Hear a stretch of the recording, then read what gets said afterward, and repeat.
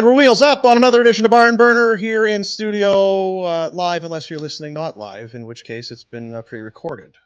And it's Thursday, unless you're not listening on a Thursday. Yeah, unless it's whatever day you're listening. And then it's the day that you are listening to or it. watching. It's Right? not a You Thursday. should listen to it when you want. Whenever you want. Oh. Yeah. Yeah, don't let someone else tell you when to listen. Rules to this. Whatever works best for you, fellas. Whatever you need. Whatever you want to do. Don't tread on my listening freedom. Not gonna I'll do listen it. when I want. Won't do it. Won't do it. All right. Get your helmet on one last time. It is a game day for the Calgary Flames. Whew, we made it, fellas. Almost there. 82 games. What? Oh, the excitement of it all. What a time it's been. It's a marathon. Yeah. The things we've learned. We've learned so much. Mm-hmm. Yeah, smutch. I was thinking we should have done. Well, we were going to do bold predictions, but then no one did them. But if we had like a time capsule that we could open today. I just turned to a random page because I know the Flames are a point out of the playoffs on Feb 16th. Yeah. Your top line. How was our mood? Does it say anything about how confident we were or our mood? I was probably grumpy. Huberdeau was hurt for the Sharks. We were very hopeful, and then I think Wolf got pumped that night. Yeah, that's right. That was the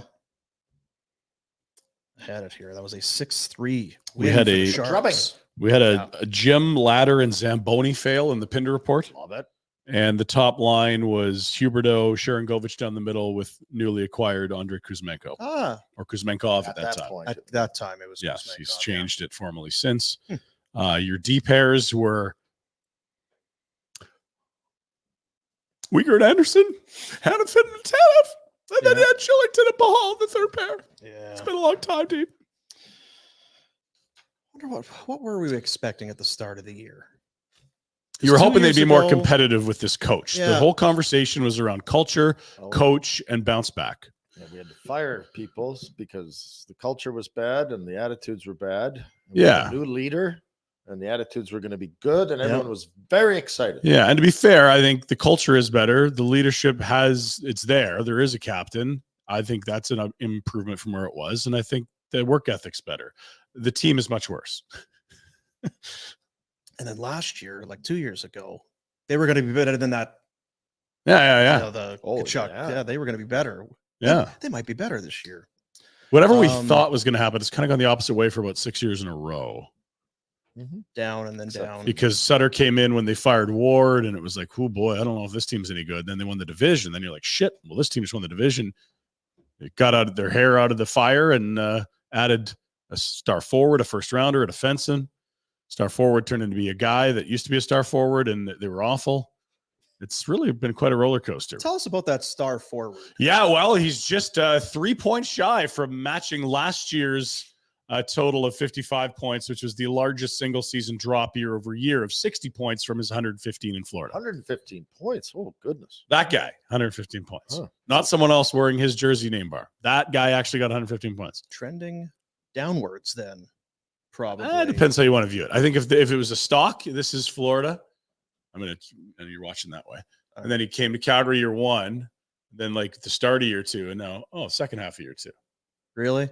Are you telling me the first half of the season looks anything like the second half with him? Well, he's like 3/4 of a point per game. He had 1 point in December.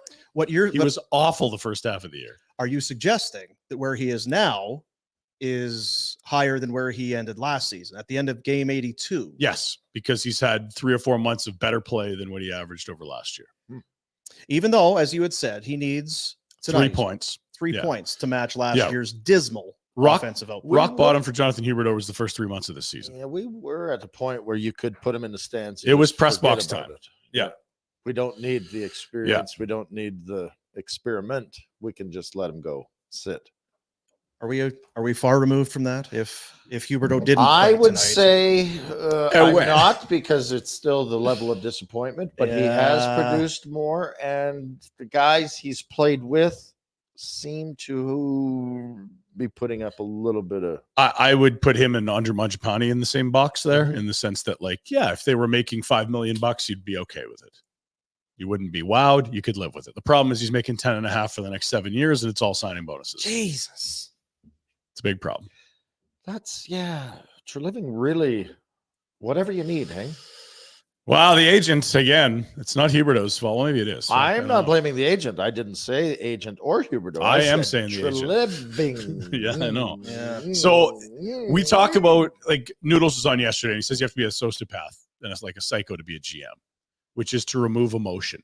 If you go back and listen to the comments that Brad Treliving had in the wake of Tkachuk and Gaudreau leaving, it was all emotion. It was pretty emotional. And that was Calgary needs to punch back. We had to do it for the city. And so you came from an emotional place, not a logical one.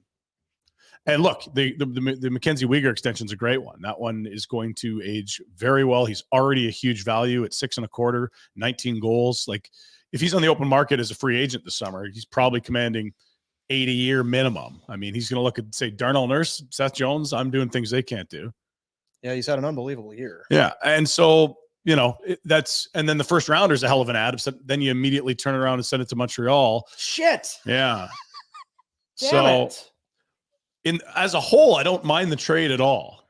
It's the one extension and the Monahan trade that really kneecapped you. They gave you the full Tanya Harding. If the Flames are Nancy But you Kerrigan. don't mind it. The trade was good. You don't mind the trade?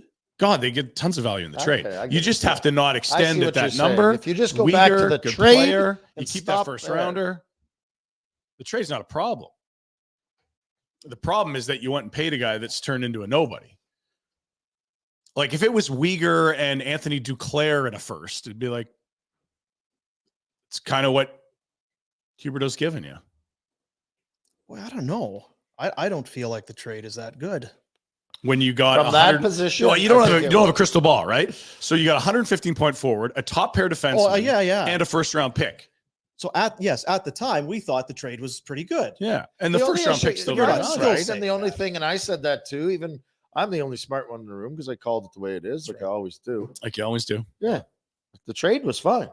Yeah, stop it's there. The extension. Stop there and hit pause. Yeah. And even the Weegar thing's a fine signing, but you didn't have to sign him at that point. Didn't have to. If you'd have signed him at Christmas last year, sure, it wasn't $8 million anyway, and I'm fine with it. It's the signings that. Yeah, I agree. And so let's say trade of the first. Yeah, the first round. So let's say Huberdeau arrives in town without an extension. He's playing poorly. Your team's not going well. Get him out. Is that not the perfect candidate to ship out? Yes, he was. And you might it's not a fit in Calgary. Yeah. Montreal's going to give you a prospect in a second rounder. Like, okay, like you're fine. It's that you've now locked in. What I said we should have done. Yeah, it's because you've locked into $84 million to a guy that really doesn't move the needle much. When you net out his poor defending with his better than average offense, he's a guy. Yeah. For $84 million in the cap universe. It's not MLB. You don't just spend more. It's limiting how much talent you can put. When is the next CBA? There will never be more compliance buyouts. I don't know why people talk about this. Will. Why? Owners don't want them. Sure they do. No, they don't. Yeah, they do. Give away your money and get nothing back and be asked to spend thing. more. Just a one-time thing. They've had 2 or 3 CBAs and they haven't been back in for a reason. They're going to get it. I'd bet that. You're going to get it. So just from the owner's perspective, it's money out with nothing added, and your GM is now asking you to spend more on the cap space you've opened. That's why owners don't want it. Some owners would probably. It would help you situations. Think of Foley in Vegas, like there'd be some. Yeah, but as a whole, it is the league negotiating against the players. That will not be something that the league says we want this. The players will ask, and the league's like, this costs you money. Why? So that guys get paid. But if you sign a contract, you're going to get paid. Okay, so let's say you've got $10 million of dead money on a guy that sucks, like Huberdeau. He gets a compliance buyout. He gets paid. He can go sign another contract. Also, what happens to that $10 million cap space? That gets paid on NHLPA players to get that team back to the cap. So it's creating more money. When you have a compliance buyout, you're spending more money on players than you would in a circumstance without one. Now, you weren't getting 100% of the money in a compliance buyout if you were. Don't recall what it was, but 2/3 max kind of. But either thing, way, like if Bill Foley opens up cap space, he's not keeping it; he's spending it. No, just in terms of. But if you're would the player want to be win, bought out? that's exactly what you want. I'm Yeah, it's the same reason they have a cap in the first place. Owners would love to spend more to win, but they understand that they are not good at controlling their spending. Why would they lobby for a cap? Well, because to save their wallets. but it saves their it's deeper than that. It's franchise values because when you go and it's to make more money. Yeah. So they'll make more money without compliance buyouts. Is basically long story short. CBA talk here for you today. well, Where's Pike? We need him. Pike, get in the comments. San Jose isn't. Yeah, they don't need any buyouts. They got lots of cap space. No, not buyouts. I'm saying, would you Jesus. rather talk CBA CBA or San Jose Sharks? Henrik Zetterlund, welcome to town. He's been all right. They've got a few decent young players, but they're great. Very early in the rebuild there. You watch Anaheim, and you can see, okay, Leo Carlsson, pretty good player. Zellweger on the back end, Drysdale. There's a future here. Mm-hmm. I'm not sure where it is in San Jose. I don't see it yet. It's coming. If it's Celebrini this summer, you'll start seeing it, right? Yeah. It's kind of where Chicago was a year ago. Like, who was a good young prospect Chicago had? But you get one they've mega won stud. those Stanley Cups and stuff too. No, I mean that's a decade plus ago. I'm just talking about like right now in your life cycle. Where are you? They're starting the rebuild. How many years have they missed the playoffs? Probably 3, but the first one that pick went to Ottawa and they took Stützle. Whoops. Maybe 4. Yeah, well, and that could be the Vegas unprotected pick, right? Yeah, like, you never know. Unprotected, whoopsie daisy. Unprotected sure. picks. Was that Doug Wilson still at that time? Yeah, it was. DUG. Well, they made the playoffs 16 out of 17 years. They did. And it's kind of like Kenny Holland at the end in Detroit. Like, you really do sacrifice a lot of the future for the present. And again, I'll stick to my guns. I said it before. They nearly beat St. Louis, and Carlson was hobbling around on one leg in that playoff series. St. Louis beats Boston in the final. That could have been their cup. All of it makes sense if they could do it. Marcus is in the chat. Drysdale went to Philly. Correct. He popped into my mind just because He was an Anaheim draft. I watched Philadelphia twice in the last Cutter Gauthier. Is Drysdale, essentially. Either way. So, hey, San Jose Flames. We went last year to game 82. Dustin Wolf, NHL debut. Yeah. We watched Zadorov hat trick. Yeah. That will not happen tonight. No, they're not in or action. ever again. Well, once the That's playoffs it. start, he's a playoff guy. I don't think it's happening again. Just from my own What else did I have in my notes here? perspective. Third and final meeting of the season between the two teams. All square. Yeah, this will be it. The Flames did exact revenge for that 6-3 loss. They I was beat sad them they did. 3-2 not that long ago, April 9th. They were down 2-0. Yeah, they were. And I was hammered at a curling wrap up. Of course you were. Yeah. Yeah. So this will be Didn't want to move up in the inverse standings, huh? rubber match of sorts tonight. It's then. been circled. Yeah, it has. It's been You're circled. right. You know why it's been circled? They got their fucking flights to Costa Rica on Sunday. This is the last work day. Nice thing about these guys is they can PJ it Yeah. right out of town. Oh yeah. So you mean we got to go back and do locker clean out and I'll be media back. stuff? Jeez. Have you ever been on a private jet? Send You know? it to me. Ever been on PJ? Well, no, I've. Retro? Yeah. Like a 6, 12. Oh, 18? like it. Well, Humble brag I there. assume so, but we're You ever going to. been on a Yeah. Well, How many there are peop- how many different seats? levels of That's what I'm PJ asking. as well. Yeah. Like I PJ'd a flight for my mom and I to go to her friends and my friend's wedding in Montana because there was no way of, and it was a little, prop plane? yeah. Puddle jumper. So Not really. Yeah, a that- I jet. I told the wouldn't call that a story about jet. Regier sending the jet True, to yeah. Winnipeg. So with a turkey in a hot tub, yeah, which is, again, if you've not heard the story, it's a little long one. Sure, It's we'll a- get it's into a it top sometime. 20. it's Yeah. a Christmas story. Christmas time. We'll get into it. Nazem Kadri would love to get a goal tonight. Not the only one. Mackenzie Weegar would love to get a goal tonight. I think they'd love to get a goal, but I'm going to say this. It's not, I don't know that it's as big a deal for them as it is for the guy last night that was trying to score. I was going to say, yeah. Like, do you know what I mean? Like, Mhm. yeah, I think they'd like to, It's a nice plateau to hit. but 20, it's not a 30. yeah. It's not 70. No, it's not a record thing. It's not, it's a personal achievement goal. And also, we don't know the status. I don't know the status of Coleman at this point, but if he plays, he's one away from 30. It sounded like he was going to get He in. was hopeful to get in today. He wouldn't be playing if he wasn't at 29. Yeah. I'll tell you that. He also would be playing if it was winning you're in the playoffs. I think he's definitely in that gray area.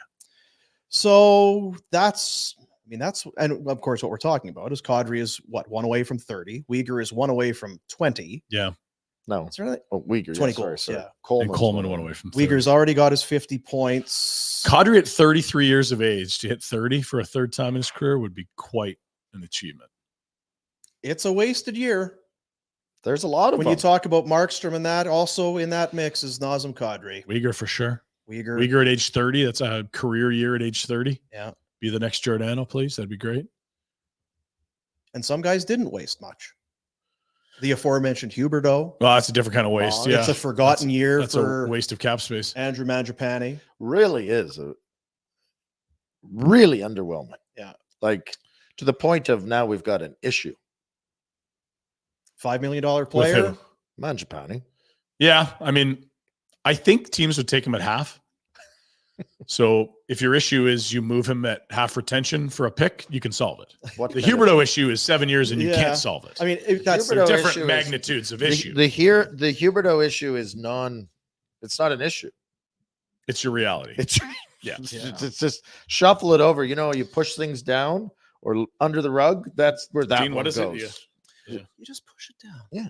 There's no. Don't talk about it. Don't need to worry about it. It just is what it is. Yeah. So they're at the GM and management meetings at the end of the year when they go through everybody's. They finish and they flip the page and Huberdeau's name comes up and it's just don't need to discuss. Next. Yeah, who's coming in? Oh, Mangiapane. Okay, well, have a good summer. Can you be better next year, or where are you at? Can you have the second half in both halves next year, and then you might be a 65-point guy? Did he have? Or are you talking? Oh, Huberdeau. Yeah. Sorry, did we switch topics? Well, we don't talk Kinda about switched Huberdeau to- because that's Huberdeau's over. Yeah, that's the one we've pushed it so far down. What is that? It's like Fight Club. Like the first rule about Huberdeau is you don't talk about That's Huberdeau. The second rule about Huberdeau is you do not talk about Huberdeau. Do you have that the chart thing again? Okay, so it's here like Florida's here. let's go back I to got sweaty pitch for there. Mangiapane. Are you sweating? This is a bad bad shirt shirt for me. Jesus Christ. Jesus, It's a great shirt. Fired up. It's Canada. Okay, so the 1920 season, Andrew Mangiapane, 17 goals. 1920. Okay. Well done. The next year, 18. That's all right. The next year, 35. Ooh. The next year, 17. Oh. This year, 14. Basically, there's a 1-year outlier. When was that? One was what? The 35. 35. 2 seasons ago. 21, 22. I'm saying out of his contract. I'm He was a asking- free agent that year. Oh, And that's why he got 5.8 Yeah. times Oh. 2. weird. Yeah. No, you're not paying a 17-goal guy. That's Gaudreau had 115 points. Kachuk 104. A 42-goal season for Elias Lindholm. 35 for Mangiapane. 50 points on the back end for Rasmus Anderson. 48 for Noah Hannafin. Woo! Yow! one of those years, everything went right. Same thing happened when they won the West. You had all those guys with big But isn't years. it odd? Like Jacob Markstrom, There was a enough- 922 save percentage. He had 8 shutouts or 9 shutouts that year. 9. Yeah, second in Vezina voting, I think. Was that right? So long ago, it seems. 2 years. Mm. And from that team, 3 forwards, 2 defensemen, and 1 goalie remain. and the 2 years goalie ago. wants to leave. I'm sure. Maybe. I mean, I think to be fair, the Maybe. team would like him to leave if he could return a huge haul. I don't think he wants to stay here. I think he wants to win, and I think if this team was in a position to do that, he'd want to be here. It's not about the city or the No. lifestyle. It's about where you're what are you playing for next year? Yeah, So are you going to pitch 15 shutouts? Because if you can do that, not with this decor. No, oh, no. I think it's the team and the player want the same thing here. Get him to a spot where he can compete for a cup and get a haul for the Flames. you looking up numbers again, Dean? I'm trying to just find it. There was a Talk to me. tweet from earlier. Fuck's sakes. Tweet. Just talking about the run that Markstrom has been on since you're going to New Jersey. No, actually, you're not going to New Jersey. Here it is. From James Johnson. James Johnson, YYC. Jacob Markstrom since the Jimmy blah, blah, Jones. blah. Record of 1-7, a 3.55 goals against, an 870 save percentage. He's done with Calgary, and I don't blame him. That's the James assertion there. And I wouldn't necessarily jump to that conclusion. I mean, if you look at anyone's Why do numbers you not want since to they jump to that conclusion? if you look at the goaltending numbers since they moved the second pair, Oh, no, like it's yeah. there's everyone's a 3-point something and everyone's an 800 and something. Like it's just, this is not an NHL decor. They deleted a very good defensive second pair that frankly could be a top pair on poor teams. Like Hannafin and Tanev are like, that's a very, gone. very good pair. Yeah, they're gone. And actually, I saw your buddy Jay Fresh. He was doing some pre and post trade deadline comparisons. Yep. Tanev still Tanev. Tanev was really good, has improved. Oh, yeah. I don't think they're using as much on the penalty kill, and it's something like a 93%. He's an elite defender. He's a top 10 defenseman in terms of when he's on the ice, chances other teams create are almost nil. He's an eraser defensively. And congrats to Tanev and the Dallas Stars. They wrap up their 5th Western Conference title last night. way to go. Yeah. Way to go. Beat the Blues by a score of 2-1. It was close to the end. 8 20-goal scorers for Dallas this year. Depth then? Depth. Okay. And they will play the we'll tell you tomorrow. We'll tell you later tonight. What it did do was lock in Vancouver, Nashville round 1. Yes. Second ever series. The last time Nashville got bludgeoned by the Canucks in the 10-11 playoff, I believe it was. They're already bitching about the travel, by the way. I don't know that you care, but well, I saw the tweet. Yeah, it's more travel than all the Eastern series combined. yeah, and you guys are giving me heat for suggesting Nashville is in the East. I mean, it is barely Central Time Zone. It is east of Detroit. We're giving you heat because you said it was in the Eastern. I just thought it was. Yeah, but it's not. I mean, it's further east than teams in the East, but yeah. So it's east. So are we wrong? No, you're right. East You're right. than Vancouver. You made me seem like I had 3 eyeballs though, because I was like, well, no, you no, do. It's way out east. You are up to date on everything in the NHL, and you said they were in the East. Yeah, they're not in the East. they're not in the East. I can't really win that one, can I? No, you're trying. Like you brought it back to the table just now. So here's the Flames goalies since the trade deadline. Wolf's at 900 with a 293, and he's 5-4. There you go. And people are shitting all over this guy, saying he's not an NHL goalie. Can't He's too do short. Look at this loser. Jacob Markstrom 1-7, 3.55, 870. And then Dan Vladar 0-2, 7.8, 827. Well, hurt. injured. 2 bad games. Out. Like Dustin Wolf has been their best goalie by a significant margin since they moved the second pair. And that's not a shot at anyone. It's pointing out how bad the environment's been for a goalie since they sold their second pair for futures. Yeah, I would think the quality of scoring chance has gone up. Yeah, for the opponent. If I was an analytics guy, I'd know that. Yeah, like safe to say, Daniil Miramanov and Nikita Hochuk or Okatokes or whatever we're saying, they're not as good at defense as Hanifin and Tanev. Yet they do have to play those minutes. You know what? It's Conroy's fault. Do better. Yeah, it's like, look, he got some good assets. We just have to wait for them now. Do better. Like you didn't trade them for players now. You traded for futures. We're waiting for the future now. You got to see what those firsts and seconds and prospects turn into. Are we at all concerned? Like now this has played out. And again, I think it has to play out this way. But are we all, is there any trepidation about how we, like you just said, Anaheim, you feel like, there's a lot of good young players. Players. San Jose has been on the playoffs for 3 years, and you're like, I'm sure there's something there, but it doesn't seem as, are we at all concerned with where the Flames are? Concern's the wrong word. If you thought that you could rebuild without being bad for a few years, you're blind. And we all knew that they had to rebuild. So what you are going into is at least a few years where you should be as bad or worse as what you watched this year. They had Vezina caliber goaltending until they got rid of a second pair. They probably don't get Vezina caliber goaltending next year, and they certainly won't have a second pair as good as Hanifin and Tanev. I guess you're also not going to get a career year from Coleman again. Okay. I'm just saying, as far as the plethora of young, talented superstars that are going to come up through the ranks here. Because I feel like 2 of them got plucked this year and have done quite well. In Zary and Pospisil? Yeah. Okay. There's one guy that's back in the minors that had injuries, and we were hopeful for. Pelche's had a tough. After that, Coronado, I have high hopes for. He had a really good year in the A. Yeah. And I know people are going to focus on the NHL numbers. I think that's silly. I think if he's on a team like Boston or Vegas, he spends the whole year in the A, and you're like, look at this prospect. He's over a point per game in the A, and he was just in college. That's so exciting. But the problem was here you had him up, and he wasn't ready to be up. I think he's ready to have a good NHL season. The thing of it is 2 years ago, they were a playoff team and made it to round 2. Anaheim's been bad for a while. I just wanted to look. They last year. They took Leo Carlson, who is already playing for them. Great player. Yeah. Took him at 2nd overall. Yeah, really good player. The year before, Mintyukov, who's playing, he went at 10.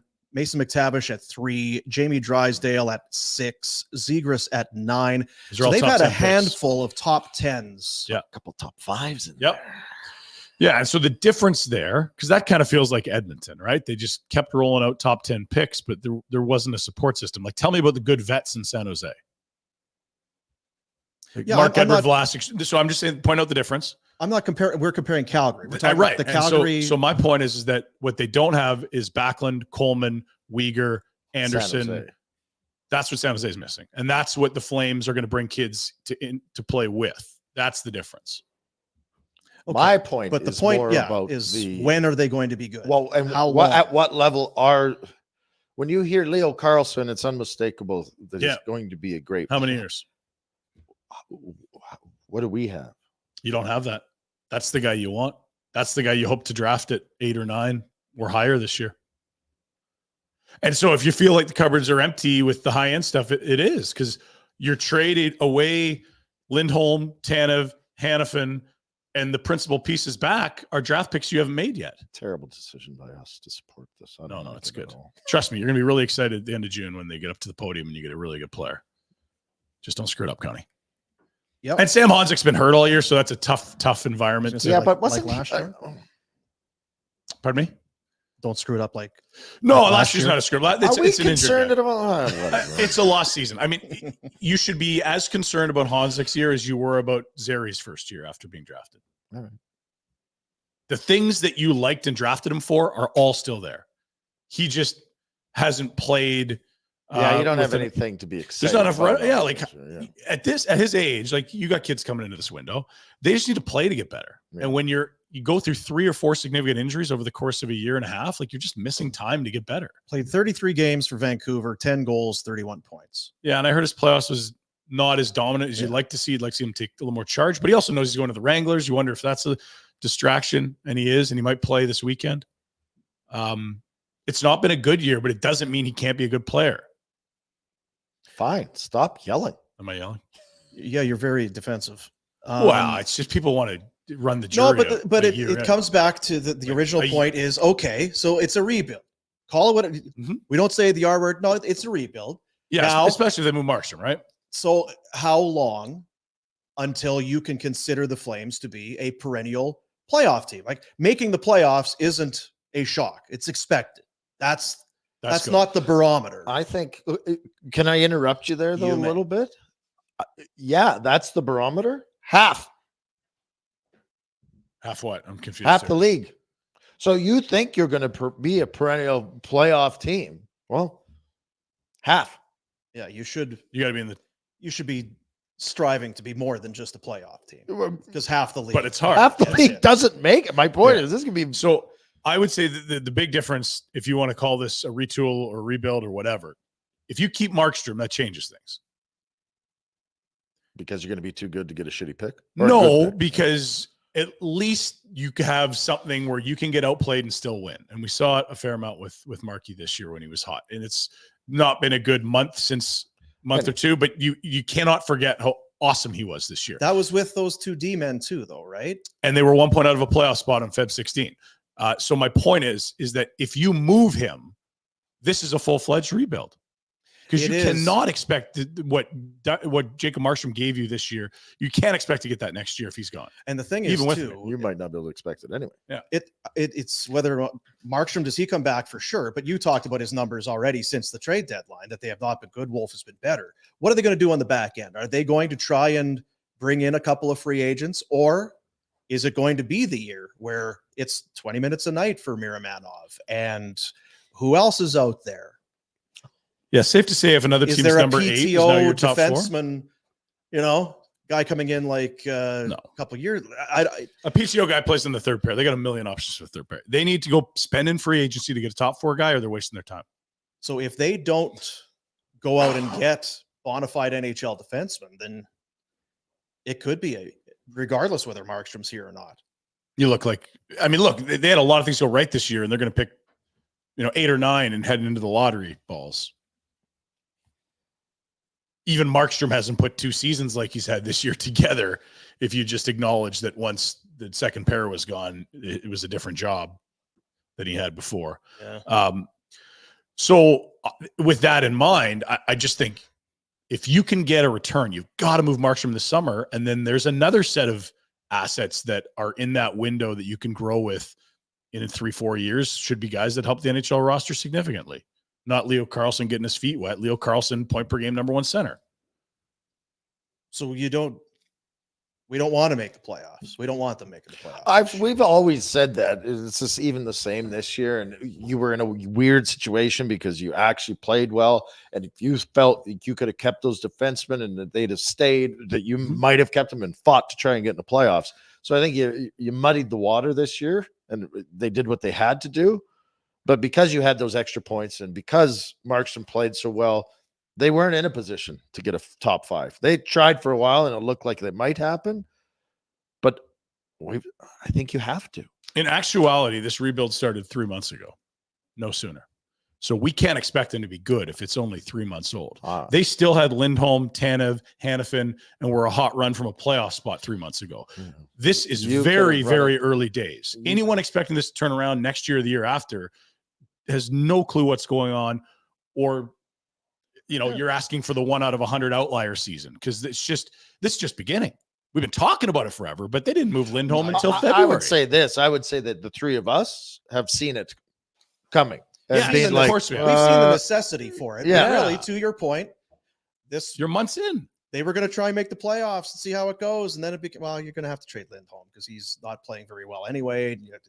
They were trying to sign Hanifin, trying to sign Tanev. That was all still happening. And whether you agree with it or not. One last push to get Hanifin. That was 2 months ago. Yeah. Once Lindholm was traded, I think, to your point, that's when you can mark down. That's when the rebuild started. Because even the Toffoli one was kind of a lot of present, not a lot of future.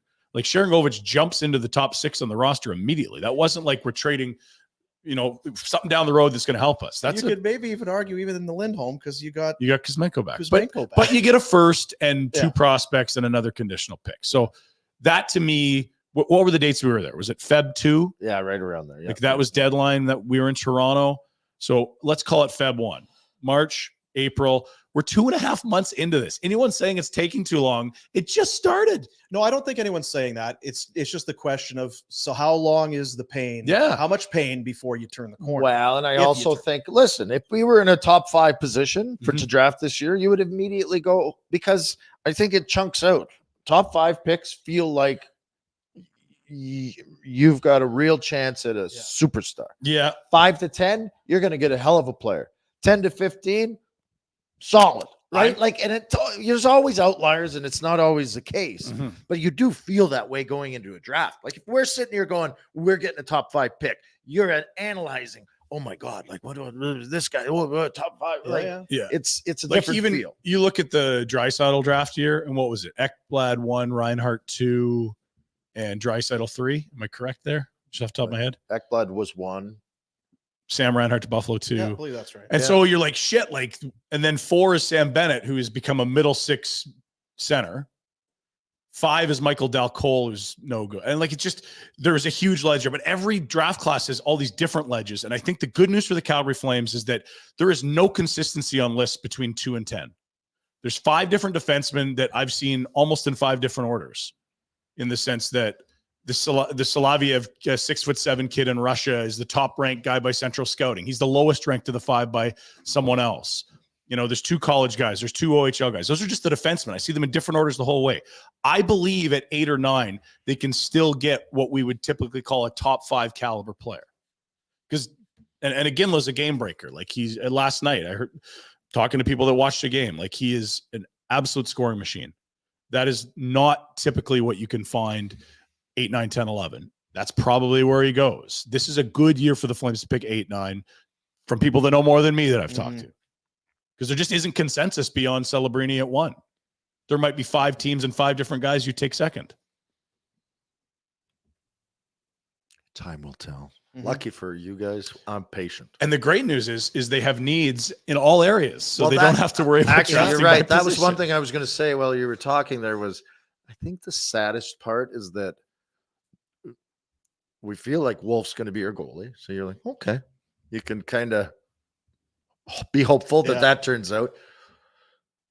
You got 2 defensemen, but it takes you need 6. Yeah. Well, and by the time you develop a defenseman, Rasmus might be gone. Let's be honest. He wants to win. Look around. Like, it wouldn't be crazy that he's gone. And my centerman, 34 and 35, 33 and 35. Yeah. And even at the wing, do you look at Zary and Possible and say, well, we're good? No, we don't have a like Coronado's probably a second line winger. You don't have top line wingers yet. When you look at the Flames forward groups, it looks like a lot of third liners. Yeah. There's going to be a real drumbeat for Tij. There's going to be a lot of people holding their breath. I think they'd love to see it happen. Yeah. Look, there's going to be a lot of good players in the top 10 here. There's going to be a lot of franchise caliber defensemen. There's going to be a couple elite centers that you can count on to be great. And there's a couple wingers that can pile up goals. I mean, what you can't have is the Rico Fata, Daniel Tkachuk thing where you draft inside the top 10 and there's nothing. That's the only thing you can't do here. It still happens too. Yep. Not to say that it will, but it. Well, we just said that Draisaitl draft class 2 picks later, Michael Del Cole. And he wasn't the only one in the top 10 that was just meh. Yeah. I'll bet you love doing it. I do. I actually was doing it last night. There you go.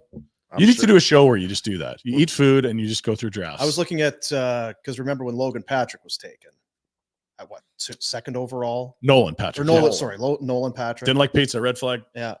And then still Vegas traded for him. They traded Cody Glass to go get him. It was issue for issue because right? Glass was the same. He was a highly touted, I believe, top 10 pick that it was change of scenery for both. Is he doing anything? No. Is he not? No. I have not heard his name. Maybe. I mean, is he retired? Is he in the league? Coy? Are you being coy? Service Credit Union, the Service Big Share is back for the 6th year with your chance to win $1 million just by saving money. Anybody can enter to win by becoming a member and saving with Service. Every $500 saved gives you 5 entries into the Service Big Share contest. Some ways to earn entries. You can save in a daily banking account. You can fast track your savings with a high yield savings account.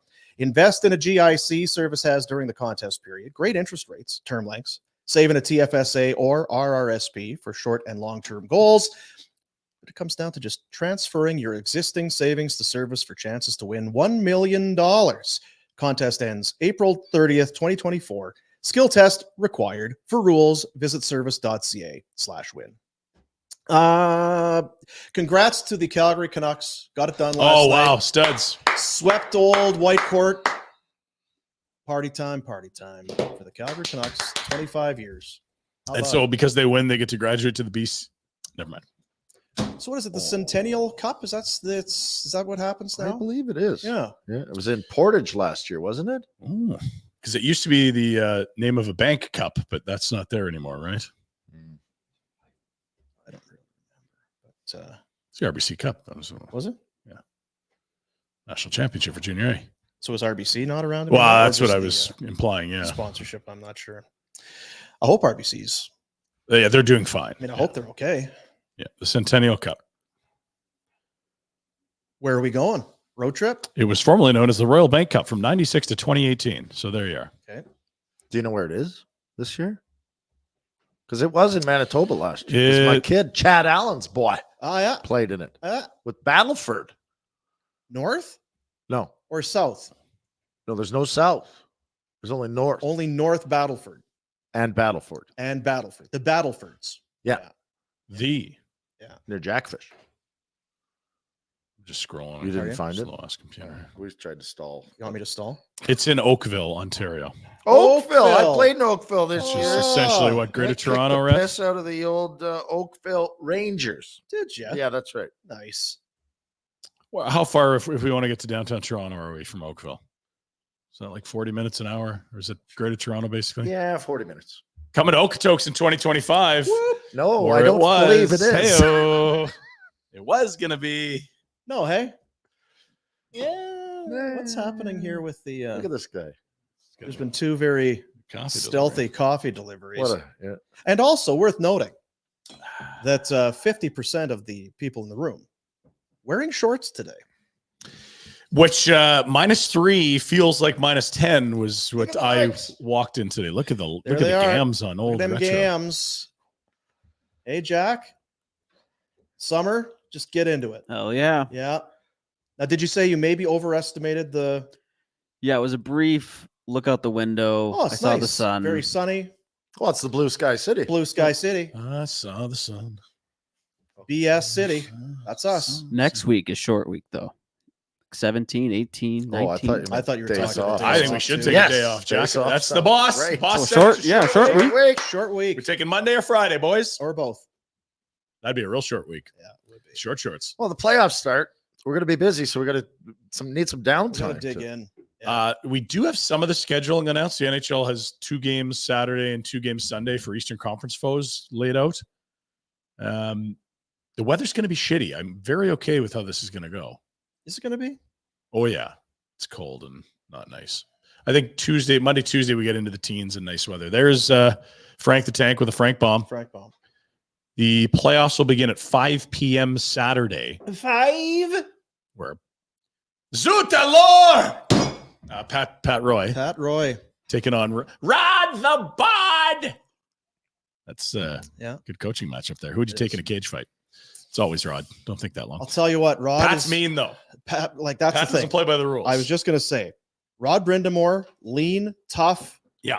You can take a few shots, but Patrick Waugh, there's nothing that's off. He's got the razor blade tucked in the belt or some sort of like When weapon. he came on the old show, I saw how he can That's right. act. His and temper. I would not go near Yes, that. that's right. He'll be did- going down into the trunks, furious. handful of Vicious. foreign He's a object. vicious man. Yeah, He's got a screwdriver rolled up in his belt. that's Yeah. right. Yeah, brass knucks. Saturday night. This is good. Does it get better than this?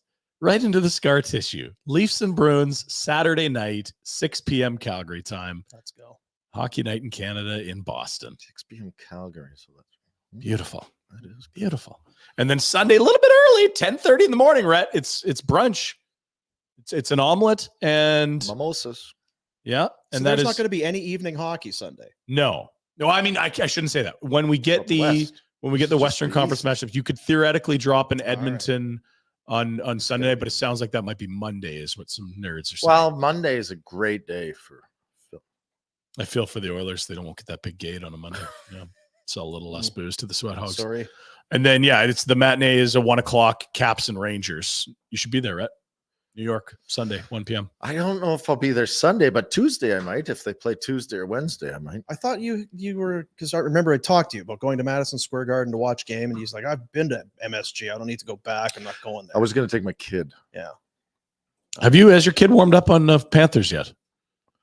You guys, He's warm on the Panthers. It's Stanley Cup Finals Panthers. we got to He doesn't talk need about your this. parenting here. Even if there wasn't a Panthers game, he doesn't want to go to Florida with dad for No, like he was 2-3 just there. days. Just there. Like feet in the sand. He actually said 3 days. How old's he? It You were would just only there. be like How 3 old's he? days. 12. Yeah, okay. Mm. I was gonna say bikinis, but a little young for that. Florida's a nice place. Sure is. He should want to go there. I do. Yeah. Maybe it's not about his kid and the Panthers at all. No, it's really. No. It's a sneaky way to do things. Mhm. Yeah. Sneaky way to do things. Welcome to the new sponsor to the program. Oh, Yeah. Don't say. what do we got? Aroused. The website bearoused.ca. What's that? We're all I'm guys here. getting excited. This right? is We're all dudes. We're all getting older. Our bodies are changing. Macular degeneration in my eyeballs. I can't walk. I can't see. Can't eat. It's There's just a lot of things can't do. be aroused. Optimize your sexual function. Oh, Gentlemen, medically advanced technologies to preserve, prevent, and optimize sexual function in men.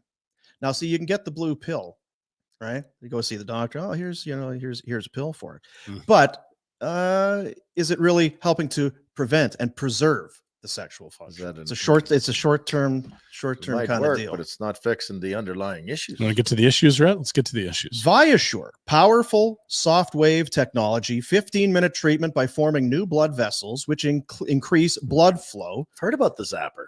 Yeah, Really? Yes. Oh wow. You got 15 minutes? Usually. Right? Hell yeah. Also, are you waking up at night to pee? Tinkle. Do you notice after a couple beers, you suddenly need to use the washroom more often? That's where Emcella comes in. It's a treatment that provides, it's like doing 11,000 Kegels in 30 minutes. Proven treatment for men to regain control over the bladder, promote prostate health, and improves erections. Cabango. This is what we're talking about. Preventative treatments for men. It's like working out before you have health issues, not afterwards. Safe space, it arouses safe space to prevent and preserve that sexual function. And as men, we don't talk about this sort of stuff. We don't talk about it. We should. And, we'll joke about it, but we don't have a place to address issues when they arrive. Doctors will just, here's your pill. See if that's it works. not fixing the problem. That's just a Band-Aid. Treat the source, not the symptom. To book a consultation, to learn more, go online, bearoused.ca. And it's the real world, folks. If you're getting up in the middle of the night to have like 5 pisses, that's ruining your quality of life. And if I told you we could fix that really quickly, and also there might be some benefits, that's just, you're winning all over here, folks. Those are wins all over the place. If you're under 60 years old, you should not be waking up to go pee at night. If you're under 60, shouldn't be. What if I've had 17 pints at the ship? I wasn't sleeping. Never mind. Not say anything here specific about that. Special interest in preserving penile function for men. So there you go. Welcome aboard. Bearoused.ca. Check out the website and maybe book yourself in for a something for the fellas, something for the boys, which may in turn be something for the ladies. Right. But it might also be something for the boys too. Who knows? Right? I mean, it's up to you to pick. We're not. You do you. Have fun with whomever you choose. Bearoused.ca. That's right. There it is. Let's do the Pinder Report. Oh, baby. Now, Jack was making some kind of noises and grunts and when he was putting together the Pinder Report. Before we get to the Pinder Report, don't we have a guest in 2 minutes? In a couple minutes? Well, we'll see if the guest arrives. Yeah. Okay. Do we have confirmation from guests? We're looking good. Yes. Latest community. Oh, so Jack, we've got the Jack stamp of approval here. Nice. Very good. All right. I knew I sent him that info. Like 20 minutes ago. I mean, Rhett's technically correct. Did I send that did to send you? it. He just sent it to the wrong person and at the wrong time frame. But yes, Rhett did move along the information. Yeah, Rhett has been the point man on booking an interview for about a month, then certainly over the last 2 weeks. And then it was booked for today. And the info that Jack needed you sent to somebody else. And then he booked something. I'd say this: if stay-at-home defenseman is a position you need on a file, Rhett's your guy. If it's point man, it's I need an executive assistant. You might need two. You need a travel agent and an executive assistant. Might need a couple for sure. If you want, I can kill some time here with we've got playoff odds for all 6 of the 8 series now. Where are we getting those odds from? Our good friends at Betway. Hey, attaboy Betway. Hey, attaboy Betway. So I guess in order of how they launch, we got Islanders Canes Saturday afternoon. Islanders, you're big underdogs. Carolina is minus 351 heavy favorites there. And the most likely outcome is Carolina in 6 or 7. That's just where the slim is. I think we're all on the same page there. There's some tough series to pick. I don't know. That's one. Toronto, Boston, much closer. Bruins slight favorites at minus 125. Leafs plus 105. That'll be a good one right in the scar tissue. And all that gets started on Saturday. Our guest played over 1,000 games in the National Hockey League. Won a Stanley Cup with the Carolina Hurricanes. All the way back. He and I believe Cam Ward was there. Your boy Wardo? That's right. And maybe won some cups somewhere. I mean, it's just cups here and there. Just cups everywhere. I don't know what. Was also a member of the Arizona Coyotes. Maybe very emotional night for him last night, but we're pleased to welcome to the show former Calgary Hitman, great indeed, Andrew Ladd. Welcome to the program, Ladd. How are you, sir? Good, guys. How you doing? Good. Were you emotional with Arizona last night? It was tough on the fans there. All the 2,500 fans at Mullet Arena. Oh, that's a shot. You know what, man? I feel like having my kids played were involved in, the hockey programs there when we were there. Yeah. The training staff, all the support staff of the team. I think when you're around the organization like that, those are the people that I was thinking about yesterday. My kids have lots of friends there that are, they're pretty bummed that they're losing their NHL team that they've grown up watching. So I think it's bittersweet. I think the opportunity to go to Salt Lake and play in an NHL sized building again right away. I think most guys, I would assume, are excited about that. But it's bittersweet. I think the relationships you make in those cities, and like I said, the community that's started because of the Coyotes will suffer a bit. What did you see? Because you were a Thrasher that moved to Winnipeg. Obviously, we know how excited everyone was in Winnipeg, but what kind of, were they melancholy in Atlanta, or what was the emotion there when it was very short. I guess you guys didn't have that. It's our last game. It was very quick. It happened really quick. Yeah. We were completely unaware. I found out, watching, Sportsnet or TSN or whatever it was. It was like, hey, you're moving. And I was like, oh, holy crap, that'll turn your life upside down a little bit. I think different situations, obviously like the arena situation in Arizona, not having a facility where you could house, a legitimate NHL crowd was probably a main point of contention. And in Atlanta, I think just the lack of success, there was an interesting dynamic where I think when they bought the team, it was a package deal with the NBA team and the Hawks and the Thrashers. So you had owners that were completely invested in the success of the hockey team. It was more so the basketball team, which played a role in that. So it's like I said, a bittersweet moment for the relationships you make in those cities in that time. But then, hey, you get to look forward to, people don't buy NHL teams to, just to be average. So I think you get excited about an owner who wants an NHL team who, in my mind, is going to put a lot of money and into making those facilities great and making sure the experience is great for those players.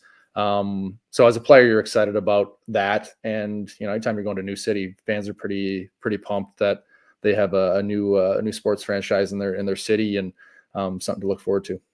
So if you were asked, I've sort of seen three camps on it. It's like hockey will never work in the desert. The extreme opposite is when they have the right owner and the right rank, it's going to be an absolute slam dunk. And the third position is kind of like, we'll see. Where would you put yourself out of those three groups? Oh yeah, I think it's so hard to know with every team that has suffered. I look back at my career, and the teams that have rinks in poor locations have struggled. Yeah. So I think it's hard to really gauge, just from the standpoint of the population there, the weather, the city is very sports heavy. I definitely can work. But they need that arena in the right location. I think Tempe was that location. Unfortunate that didn't work out. So I wouldn't be surprised to see hockey going back there, because it is ripe with a good team and an arena in the right location. I think it could have a lot of success. Don't want to bury the lead. We've got you on today. You're part of an event that's coming to town in May. Why don't you give us some of the details on what's happening with you? Yeah, so we have an event called Hockey Fest. It is May 25th. So essentially just a massive outdoor road hockey experience for all ages at Max Bell Center. So it runs pretty much all day, I think 9 a.m. to 9 p.m. And we are raising funds for 1616, which is the primary initiative of our foundation, and it focuses on the social, emotional well-being development of young 10 to 12-year-old hockey players. Gotcha. We talked because we have kids. All of us kind of have kids in that wheelhouse, and it's in some ways kids have it so great, and at the same time it's tough being a kid with so much out there, the internet and everyone. There's not much that's off limits for kids, and it can be hard sometimes. Yeah, I think sports is a very unique way to deliver a lot of life lessons. It's you make mistakes, there's always another opportunity right away to look forward to the next opportunity. You have to learn how to work and connect with teammates and work for a common goal. You have to understand like where confidence comes from and how you build that. So there's so many different dynamics within the game, and really like our program focuses on how do we be really intentional with those moments, as coaches, as parents. How do we teach our kids that, hey, like this, you're part of playing sports is learning a lot of these life lessons. And as a parent, I want my kid in sports to, hey, like I want them to have success, but I also want them to learn to be great humans and thrive in the community and all those life lessons that we know sports can bring. So really our program is about being really intentional and a resource for parents, coaches, and the kids to learn those things from current and former professional hockey players. Great stuff. Website, just with more details on the event for the 25th or the 1616 foundation. Yeah, so they can go to 1616.org. At the very top, you can click a link to register and sign up for Hockey Fest. They've done the event in multiple locations across North America, and it's been a massive success. So it's super excited to partner with them to bring this to Calgary. We had, I think, over 110 teams go through our program in Alberta alone last year. So there's been a great amount of support from Calgary specifically and Alberta as a whole. So just looking to cultivate more of an experience for people of Calgary and really the youth of Calgary as well. Well, I jumped online this morning just to, we're very familiar with you, watched your career in that. And it's, I guess, Alex Ovechkin draft. What do you think as the guy who was taken 3 picks after Ovi, who's had another 18 30-goal seasons? Jeez. Malkin's still playing. Blake Wheeler's still there too. But watching what Ovi's doing, you, as much as anybody, would have a great appreciation for it. Yeah, it's fun to watch. Having been away for a couple of years, you're like, holy crap, those guys are still playing and thriving, right? Even Sid, right? We came in the same year, and he's puts up 90 plus points this year. So I think it just speaks to the level of player that they are and how special their careers are. For Ovi to be doing what he's doing at his age, obviously everyone understands his shot, but I think the commitment and demand it takes on your body to stick with it and stay true to your craft. It's been fun to watch. So yeah, I think as you step away from the game, you're cheering for those older guys that are still having success in the game and hoping that it continues. It feels like people are kind of rooting for him. I didn't know if that was going to be the case as he got closer to the Gretzky record. I feel like now, you knew Wayne was going to be gracious about it and say that it's great for the game, but I feel like people legitimately would love to see it happen. It's hard to argue that he isn't the greatest goal scorer that we've ever seen. Yeah, I think it's great for the game. I mean, even Austin Matthews and trying to get 70 goals the other night, and Cooch and McDavid hitting 100 assists. Like, it's fun to be a part of seasons and watching guys do special things that haven't been done in a long time. So for a record that I think, everybody thought would never be broken, to have a chance and an opportunity, that only brings more eyes to our game from, especially in the non-traditional hockey markets that are paying attention to this guy that might break Wayne Gretzky's record. It's fun to be a fan of the game and watch that. Where are you now? What's keeping you busy? And did it take a while to get back into watching hockey? Did you need a little break at the end? I know a lot of guys need to just fully leave it alone before they can come back as a fan again. Yeah, I've so now a lot of my time is being a dad and coaching. So I coach all my kids. They're all in hockey, and I got a lot going on with the foundation and trying to build that as the founder. And the other thing I'm doing is actually, I just recently in the last year got into performance coaching, so sports performance coaching. So I'm working with a lot of young athletes. I had a great experience at the end of my career, the last 4 years, working with a super talented coach out of Calgary, actually named Dan Leffler. So he's with a group called Novus Global. And I enjoyed that experience and felt the impact so much that I was like, hey, this is something that I would love to do for other athletes and for other people. So I've transitioned into that, which has helped with, as Rhett would say, like just finding a routine and something to do and really a purpose to life after hockey. So So far so good, and I'm enjoying what I'm doing, and it's a fun conversation to be in.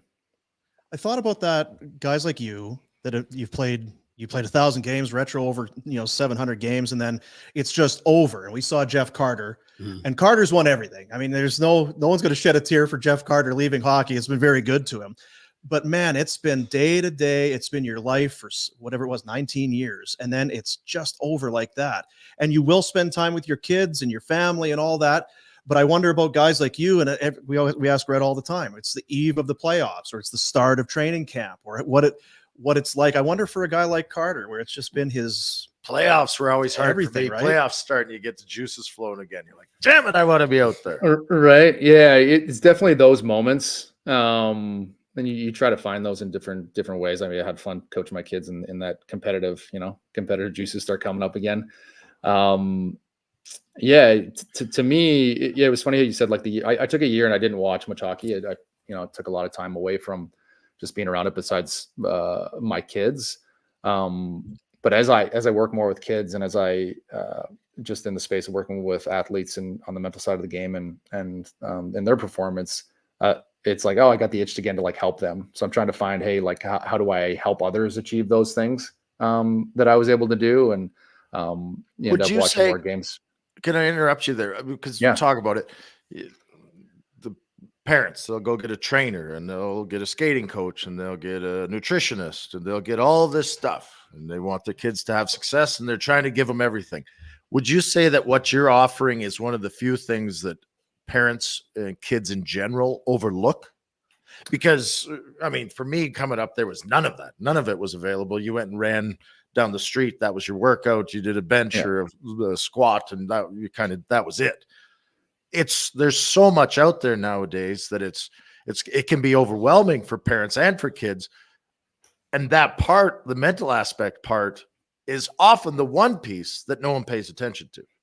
Yeah, and to me, it's the most important piece, because that's informing all your decisions of like the training you're doing, how you're showing up on the ice, what you're eating, right? If you're not clear on like essentially why, like what's the purpose behind all this stuff, and does that actually excite you as an athlete, then it's kind of pointless. So to me, towards the end of my career, like when I started doing it, I was like, holy crap, I wish I had this when I was younger.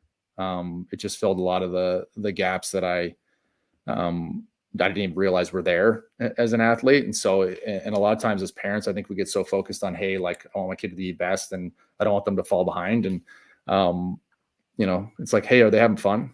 Because I know like, it's funny because like it never goes away, right? I've talked to guys in the NHL and same conversation.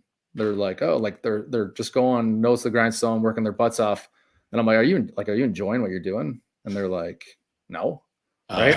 It's like, well, I thought about that. By the way, that can be a performance enhancing drug. Like, talk to anybody. If they enjoy what they're doing, they show up differently. They show up excited. They're more determined, all those different things. So if you're numb to that, man, it's pointless and actually, a detriment to what you're up to. So I think it's good to like have parents realize that aspect of it is like, hey, when we pull the fun out of it, especially when we're talking about kids playing the game, they're not going to stick with it. If they don't love it, they're not going to stick with it. They're not going to work hard at it, and all those things it actually takes. And Rhett would know this to make it to the next level. In those moments when it's painful and there's adversity, you need a reason to push through that stuff. And if you actually truly enjoy what you're up to, you'll do that. With the week that we had, we do this show every day. So watching the playoff races and that, we kind of very quickly became Red Wing fans, watching them tie it and then get it in overtime and then tie it again. Racing those deficits. What was it like watching your old boy, Patty Kane? Jeez. Oh, dude. Yeah. I was so happy for him. I think everybody after last, like I said, as an older guy, you start to maybe have a tough season and everybody's like, hey, wow, that's it. Right. Doesn't have it anymore. And I know how special I got to sit beside that guy for a few years and watch him prepare and show up in big games, in big moments, time and time again. So, super happy that he was able to have the season, come back from that surgery and come back and have the season that he had this year. But it was funny. I was watching my daughter was playing softball and I had the game up on my phone and I was like, oh, they tie it. And then, 20 seconds later, Philly pulls the goalie and kind of ruined it. But so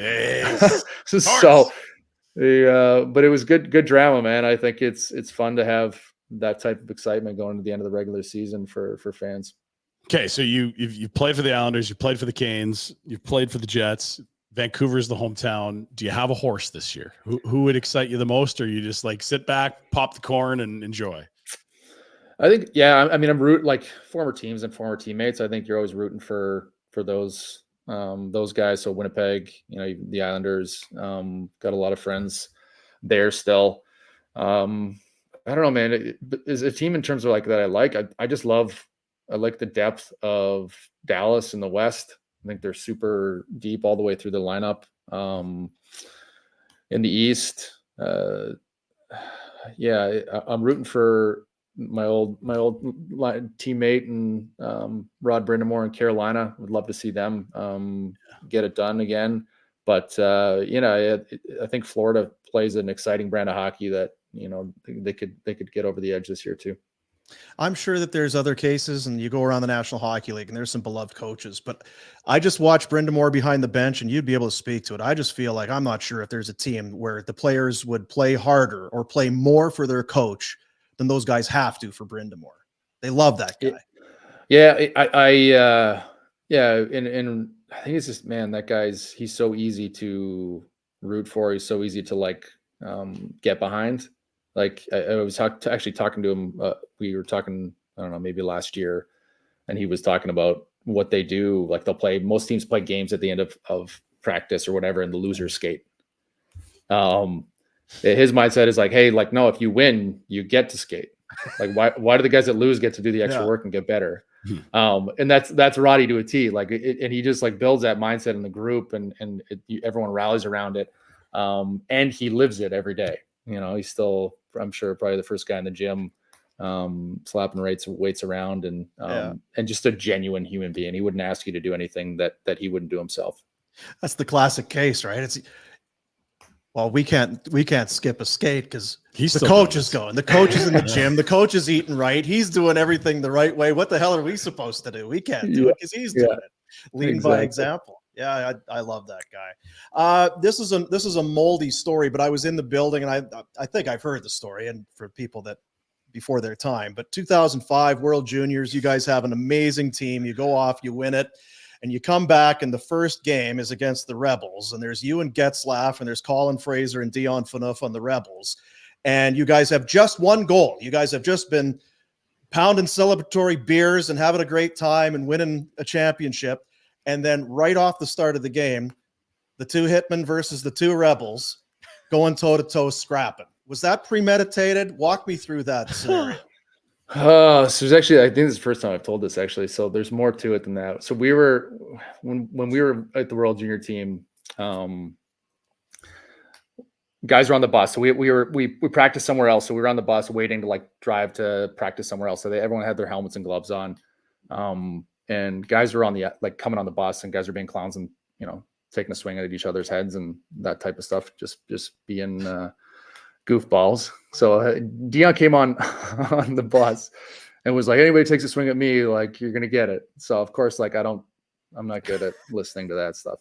So I took a swing. So I actually think that's probably where it all started. And then we got back to Red Deer. It was.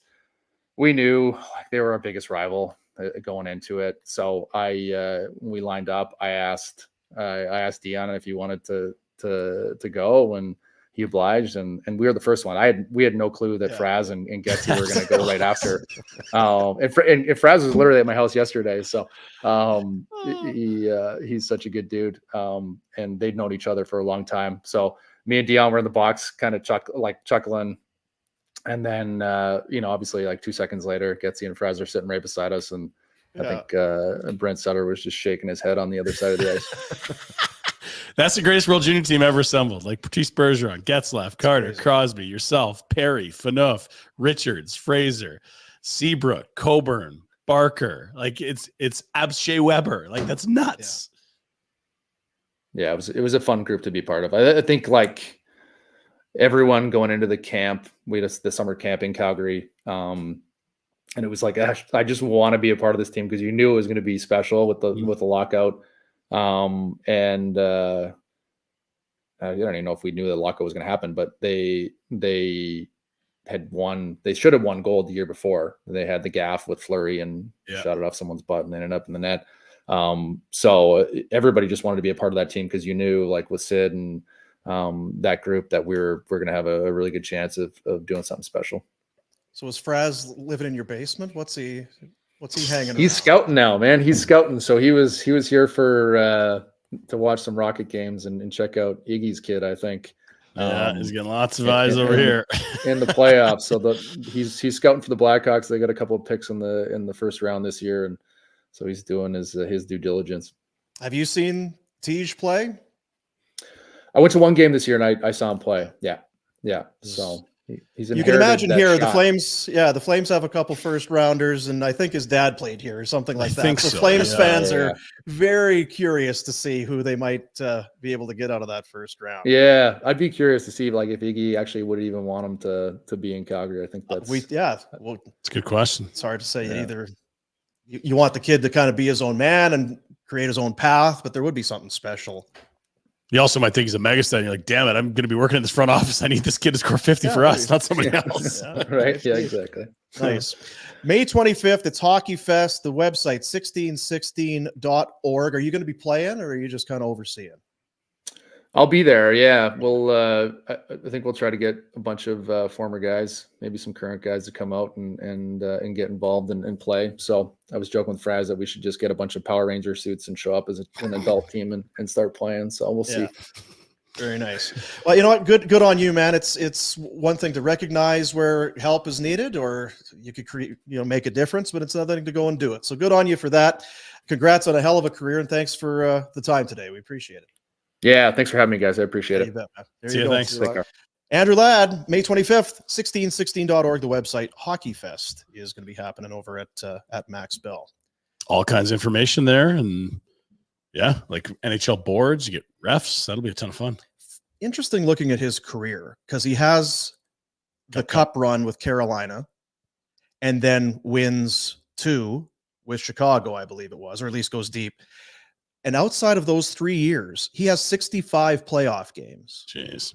Outside and of those. 17 came with Carolina, another 17 with the Blackhawks, and then 19. And then missed for 4. He missed for 3 or 4 years prior to that. And then, the Islanders 1 game. I thought it would be more. It just felt like he was a guy who was just synonymous with being in the playoffs. Yeah, you're right. You think about it. Islanders. And there again, relatively early in his career. His last year in Chicago was their first cup, so he had won there. And then he was off to Atlanta, which turned into Winnipeg a year later. That's a whirlwind for all of a sudden the course of like 13 months. You're on 3 different teams there. I just remember that whole kind of thing with him. He was going to go to U.S. college, or was he? And then he came to Vancouver, and that was a big deal. And then landed with the Calgary Hitmen.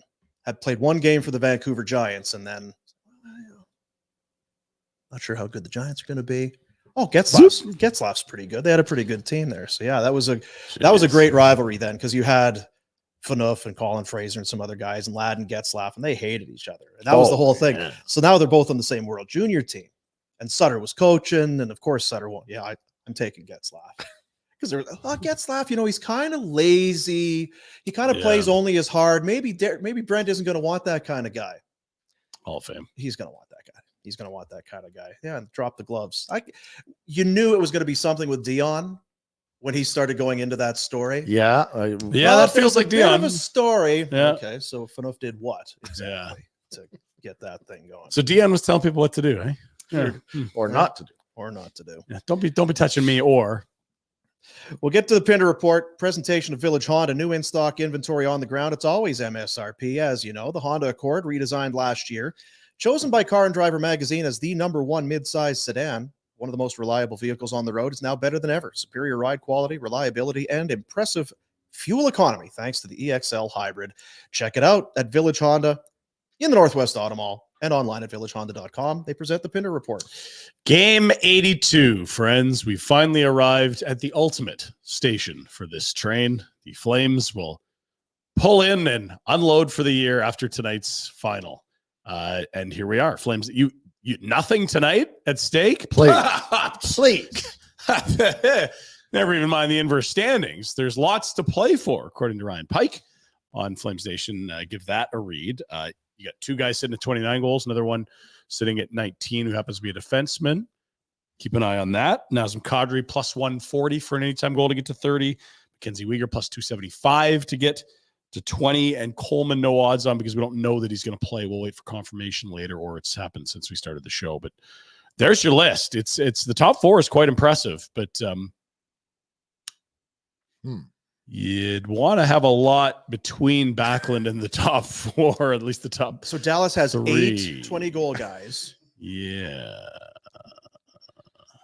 Because Michael Backlund's just going to do Michael Backlund. That's your 15-goal, 45-point season, tough minutes. But you want to have, yeah.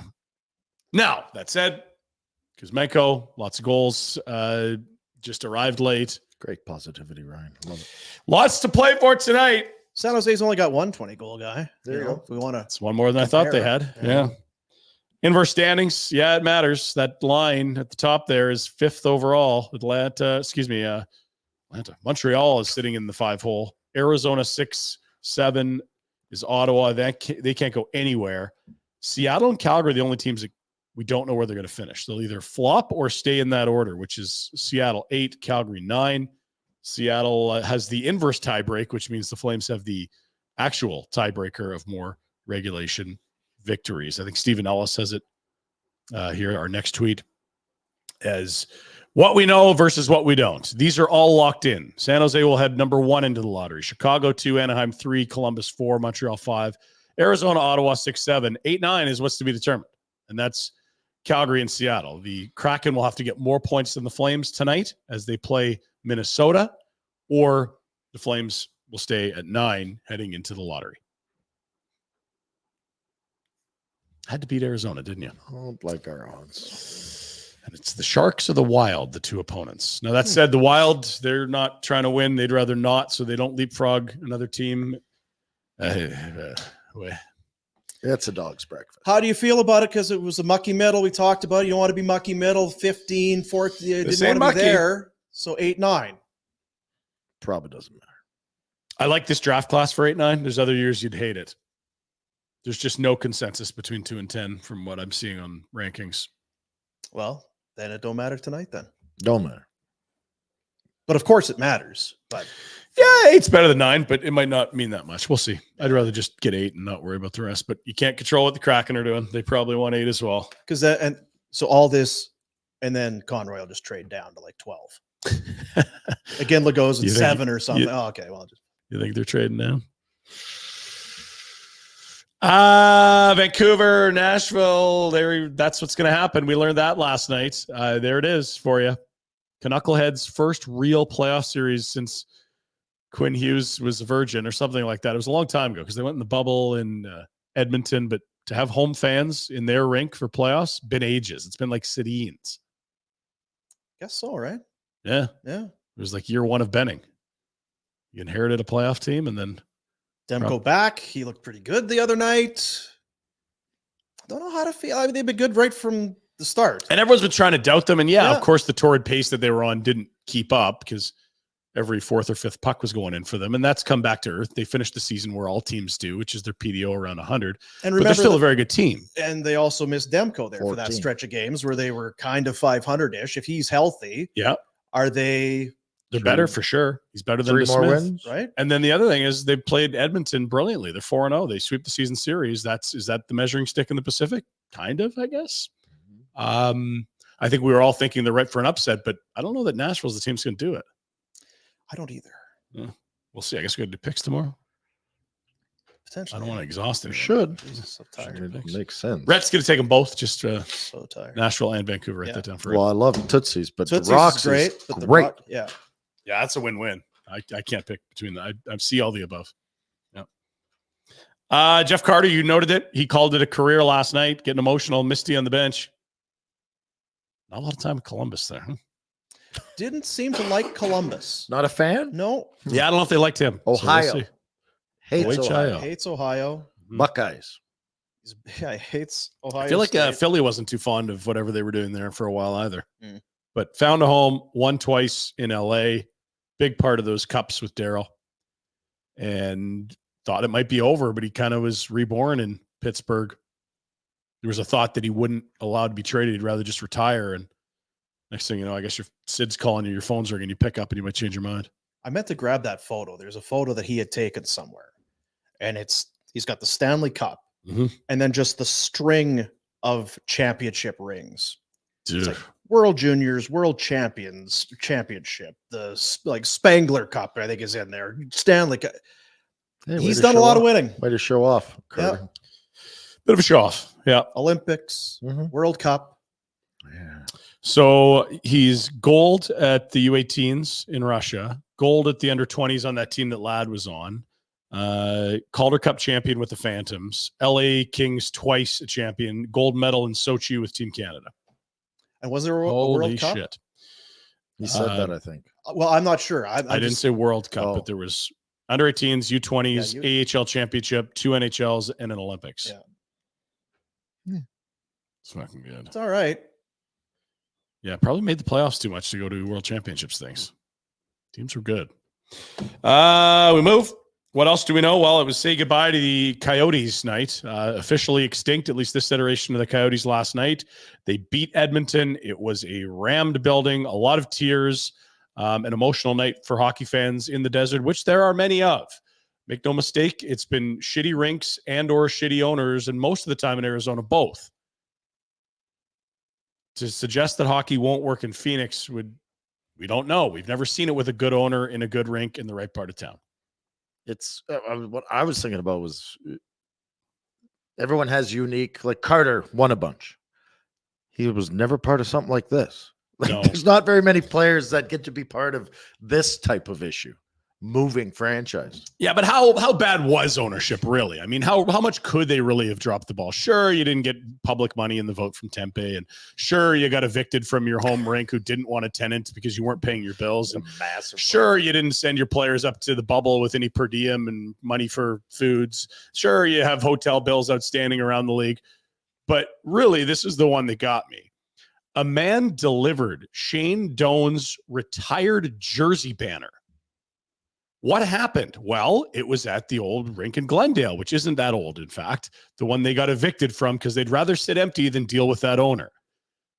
They contacted the team to pick up the retired number from the rafters. The team did nothing, and eventually it was thrown in a dumpster. Wow. Shane Doan, the greatest player in franchise history, the man who was hockey in the Valley. They didn't even go get the fucking banner. And so some guy finds it and returned it to Doan. Incredible. That's how bad that ownership group was. You were alerted to come get your banner from this rink you've been evicted from, and they couldn't even do that for the man that wore their jersey better than anyone else in the history of the franchise. Embarrassing. Stay classy.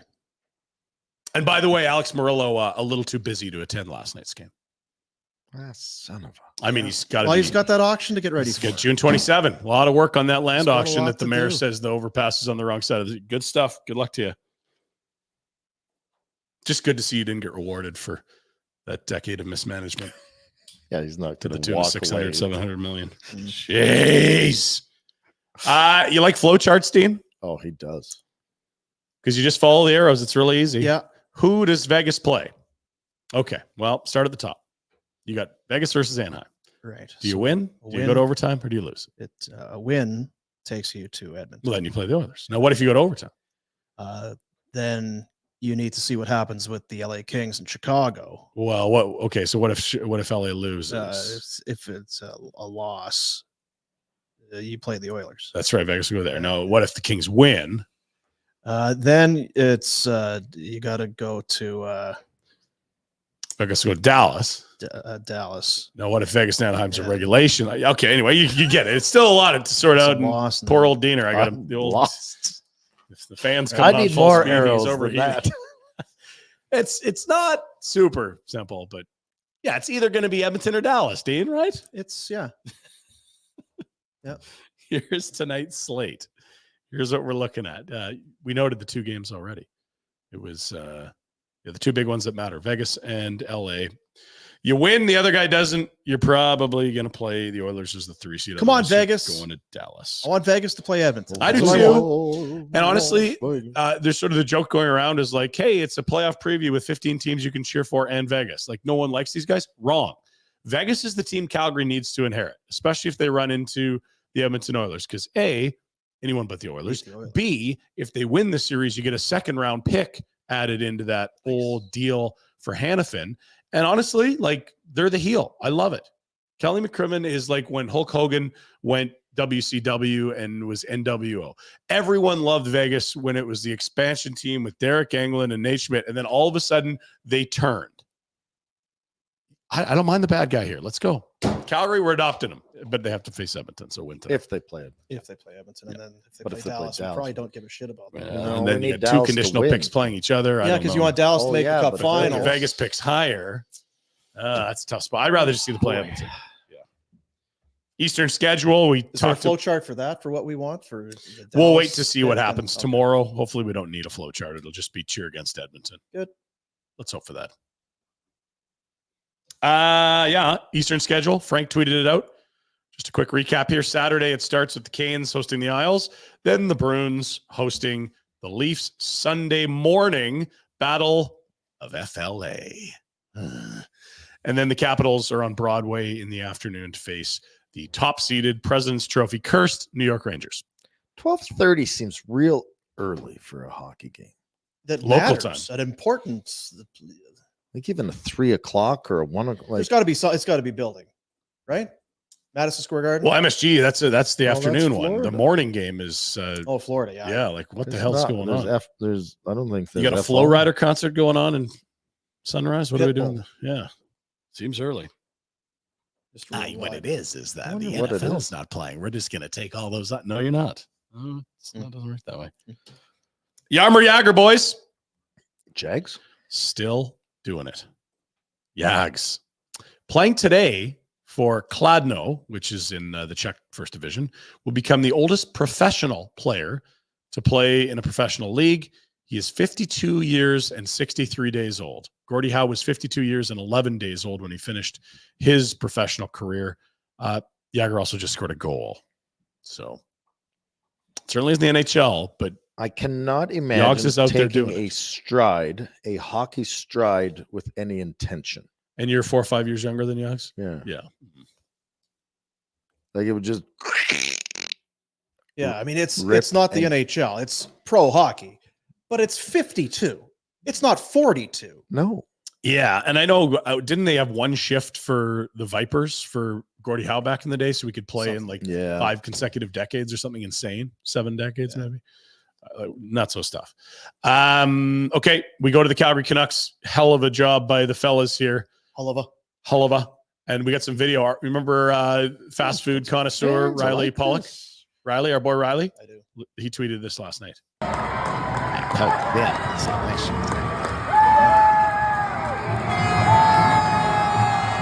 at the fellas. Quarter century, you said, Dean? 25 years. That's a long time. I got to be honest. I'm happy there's that many fans. I would. That's an atmosphere. That's excellent. Good for them. Well done. They also had a nice little sexy graphic put together. Love that. Yeah. Congrats, fellas. Congrats to the Canucks. Yeah. Well done. Pete Fairbanks. It's not an Alaskan mascot. It's a reliever for the Tampa Rays in the major leagues. He had a tough night. Let's just look at the box score here. 1 inning pitched, 3 hits, 2 earned runs, 28 pitches, 2 walks, no strikeouts. Pete's doing his post game and asked about what didn't go right. Just a matter of command, location, selection, anything specific?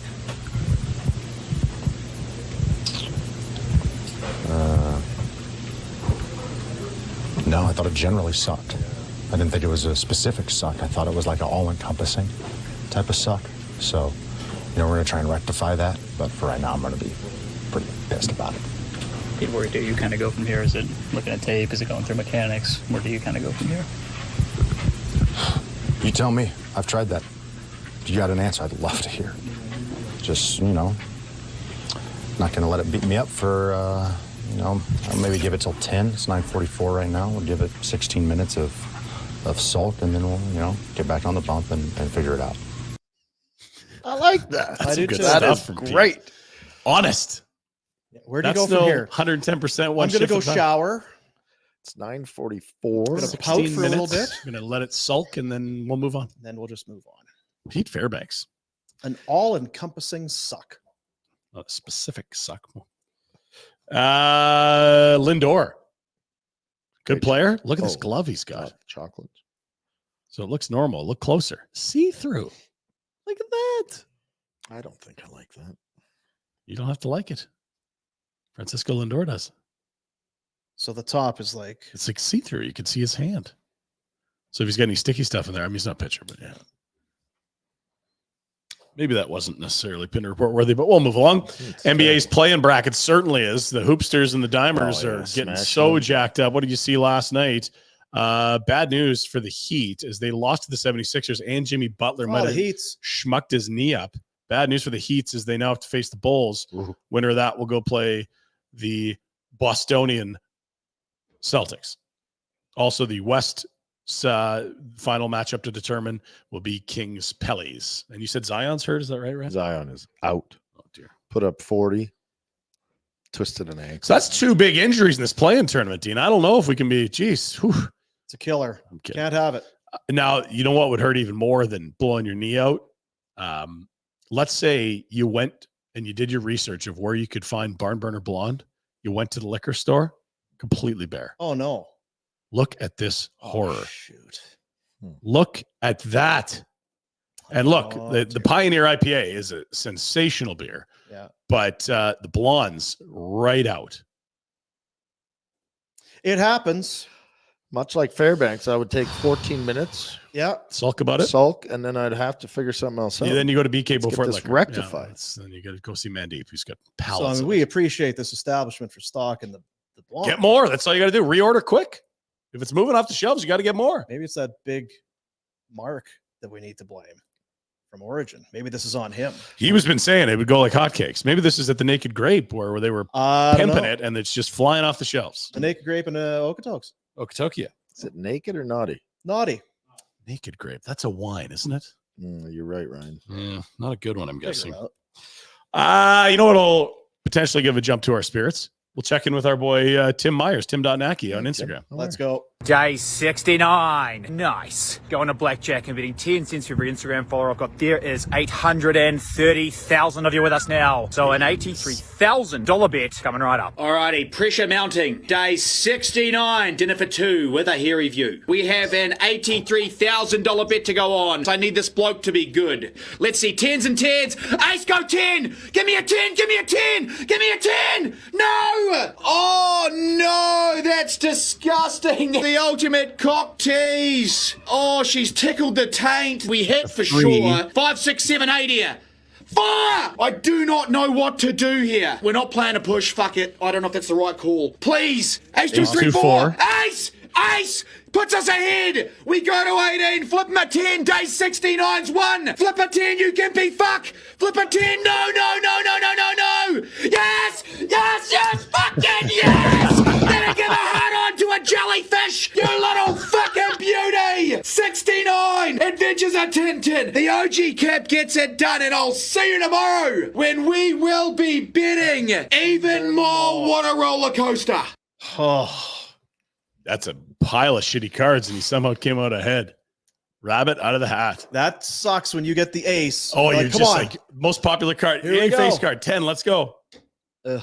2, 2? 4. Ugh. Didn't have time to go to the book. He just knew he had to hit. Plus the ace, you're safe, I guess. Eh? Yeah. I feel like you always just, if you got a bad number, there's an ace there, just take another. You might switch up your number. The old soft. Yeah, if it's soft, just hit Soft again. 17. Well, good for him. That's a big 160. See, feel good. Woof. Jesus, that a lot of dough. Hitting that 17 was crazy. It's a soft 17, Daryl. I don't know what kind of illegal cards you got in Viking, but soft. Well, still, you know. Yeah, it's probably ballsy as hell. I think putting 80 grand down on a hand of blackjack. Everything about it is massively ballsy. Yeah. Let's not mince words on that. Happy for him. I've got something down written jumps. Oh, Dick. Oh, Dick. Holy shit. Holy shit, boys. Oh, fuck. Oh, what the dick? Oh, shit. Holy. Oh, shit.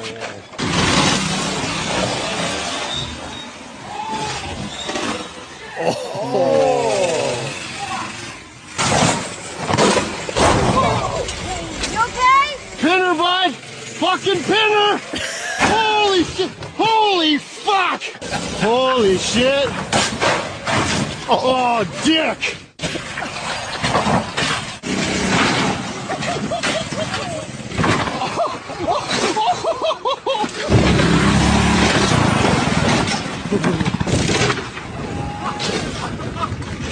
Spicy freaking can.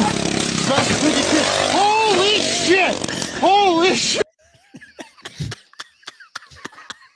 I don't know who these guys are, but holy shit. Dick. So what you have just listened to, if you weren't watching, is it's the same group of guys, and they take their riding lawnmowers and they try and soup them up a little bit and take it looks like they've taken the cutting apparatus off from under but this is the thing. You can get into lawnmower races and shit like that, but they've decided to go over jumps. Mm-hmm. I'm guessing they landed some not at those, some though. time, but not at all in that clip. Holy. And those are painful. They had air. I was like, that's actually quite impressive how high you've got some launched. You've got a few RPM going there for sure to get up over. Pin it. When you got buddies in the food industry, life's just easier, right? Oh yeah. So like you can be across the street like our pal here, and he already knows like, oh, give me a number 5, and he's cooking it up. Got the pan, traffic. Don't worry about it. Hey, what is that? What's he got in there? Some sort of burrito or something. I don't know what it is, but it's a self-contained food. Yeah, so he's just got his little done propane deal with the wok. And then flips it over the traffic to the other side of the street. Guy catches it. Thanks for dinner. Nice. Put it on my tab. See you later. There you go. You know you're a regular and you got a tab running. You still do that at places? Just give the like Norm at Cheers. Last place I did that was at the lake, Emma Lake. I don't have a tab, but I usually leave my credit card behind the bar. That's the same, right? Yeah. Whoops, forgot to pay. I'll pick that up at noon tomorrow.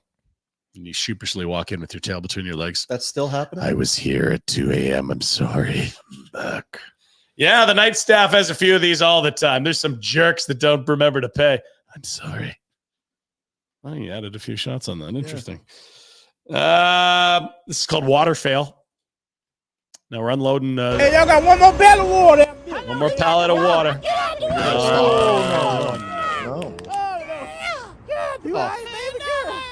No, oh, please, jeez. Oh, sweetie. That's heavy. Sweetie, that's a lot of agua. Yeah, that's tough. That is tough. Now, there's always special ingredients in soups and different meals. Let's Boom love soup. Well, and it's just that soup you can throw anything into, right? So yeah. Everyone's got their own little twist on things.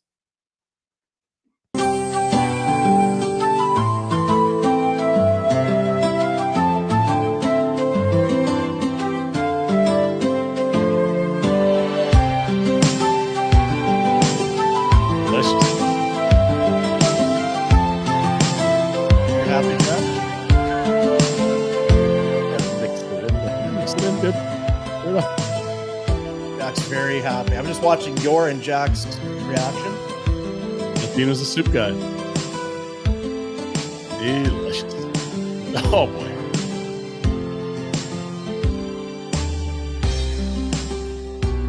Love a good soup. Soup date today, Red? Or what do you think? I'm not sure, but maybe. Now we know Australians are built different. This is on the Sunshine Coast where my wife grew up and vacationed, and we will visit on occasion. This is just September. Some sort of an apartment on the Sunshine Coast. No big deal. No, he's above it. Oh, yeah, he is. Yeah, he's in the... Oh. Not really what you want in your bedroom, that's for sure. Hmm. No, right in my face.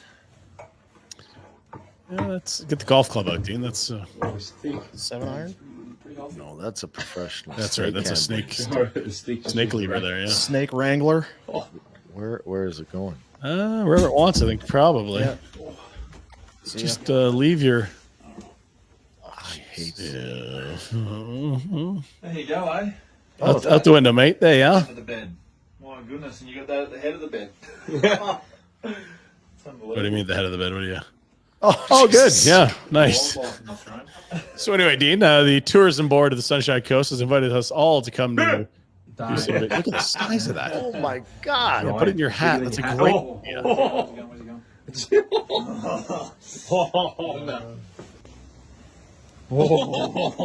Jeez. No. Let it go. Oh, they're trying to take him home. It's very nice behavior. It's like letting the dog out for a walk. Come on. There you go.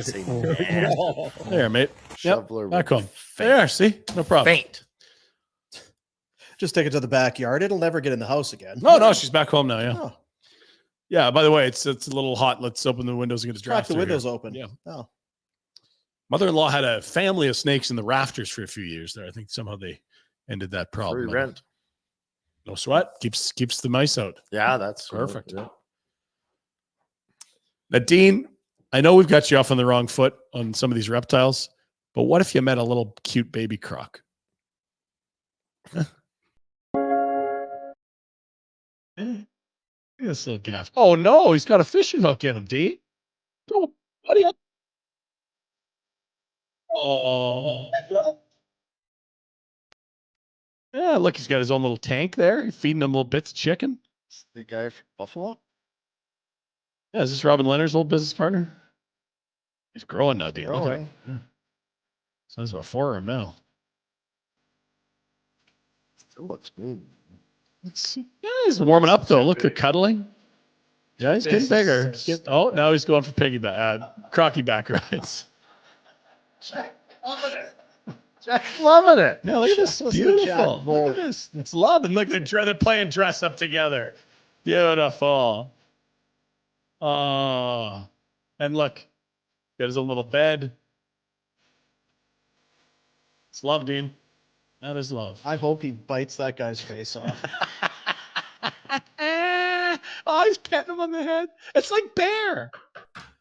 What's the difference? Scale here, fur there. Yeah, it's very much the same. Less fur to clean up. Yes. Yeah. They're Just not more slime or whatever. I don't know what slime, but Some gross trail that they maybe leave just from dragging their. some limbs that they've spat up.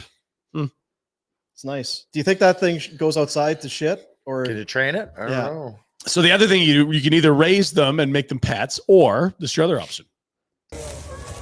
Delicious. That works the money. Pineapple croc. Looks good, Dean. I gotta be honest. I'd try that. Don't. Rhett?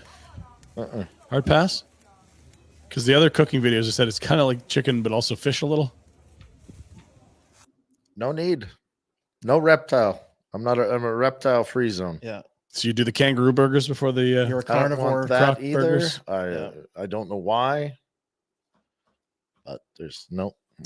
If you ate more of them, there'd be less of them out there in the wild. I know that for sure. I live in a certain area of the world. You're gonna move to Florida. You're gonna have to deal with this shit.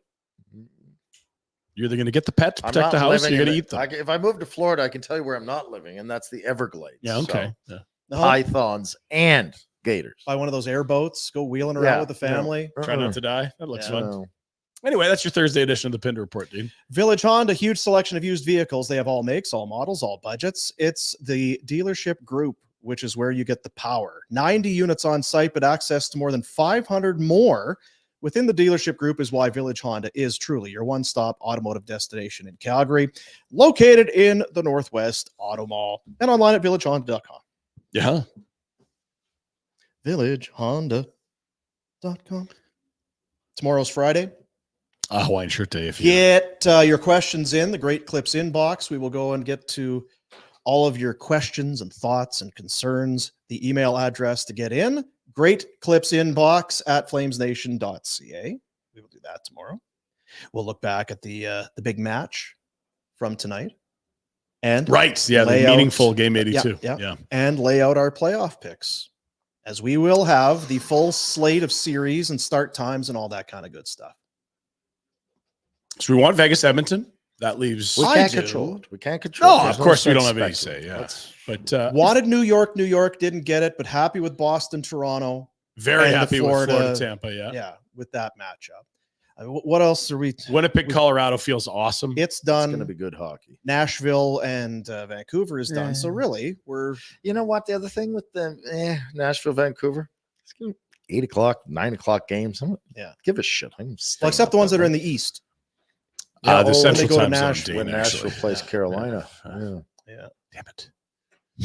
And yes, it will be, unfortunately, none of the three grumpy old men on Afterburner tonight. Instead, Cammie is back for her first in a long time. She's been busy with WHL postseason. It's her full-time gig at the WHL, but she's made time for tonight to join Mike Go. There you go.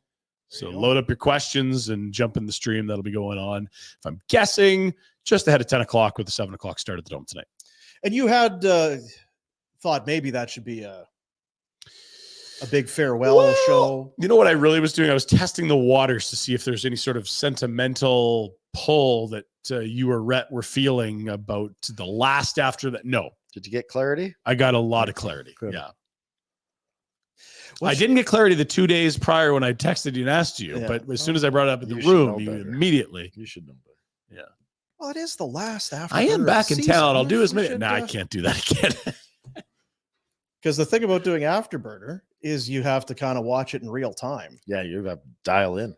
So it wasn't so much the Afterburner show. It was the lead up to the Afterburner show. Which sounds terrible. Hey, listen. Flames, thanks for. We just saw a city lose its team. We got the Flames. They'll be back next season. We're happy to have them. We don't take that for granted. They've had a very entertaining season. If you delete the last month, it's been twists and turns and unexpected things and competitive play, beating good teams, dumpster fire losses to horrible franchise. But I mean, generally speaking, wildly entertaining season. Exciting deadline, drafts coming up. Been the focal point of the NHL at various points throughout the year.